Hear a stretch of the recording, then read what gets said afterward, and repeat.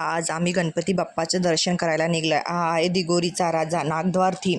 तिथे नागद्वारचं थीम करून सगळ्यांनी गणपती साकार केलेला आहे. तिथे गर्दी तर होणारच, गर्दी झाली होती तिथे. मग रांगेत लागलो आणि छान दर्शनासाठी गेलो होतो. तिथे अंदर खाईमध्ये नागद्वारचं थीम केलेलं आहे, म्हणजे गुफेतून वगैरे जसं नागद्वारला जातो आपण तशा प्रकारचं तिथे नागद्वारला जाण्या प्रकारचं जावं लागते तिथे खायतून. आणि पारंब्या, झाडाच्या पारंब्या वगैरे अशा लोंबत राहतात तिथे जाताना. सर्वात प्रथम हनुमानजीचं दर्शन, चिंतामणी गणेश मंदिर असं म्हणजे लूक केलेलं आहे. खूप छान असं लूक तिथे दिलेलं आहे.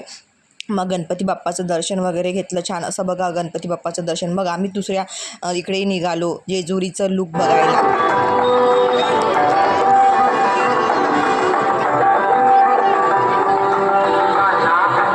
हे आहे भांडेपाल प्लाट चौकामधील जेजुरी माता जेजुरीचं लूक देऊन सगळ्यांनी इथे गणपती साकार केलेला आहे. खूप सुंदर असं लूक दिलेलं आहे गणपती बाप्पाचं. तिथे छान सर्वात प्रथम आम्ही मल्हारजीचं दर्शन घेतलं.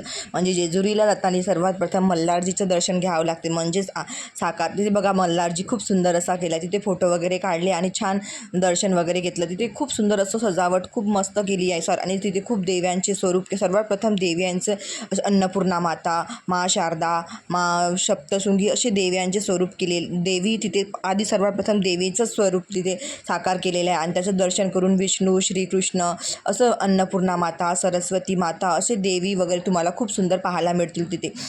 आणि लायटिंग आणि तिथली गुफा खूप मस्त वाटते. आणि हे लूक भांडेप्लाट चौकातील जेजुरी माता मंदिर याच्यावर साकारलेलं आहे. चला मग दर्शनाला. मग सर्वात गणपती बाप्पा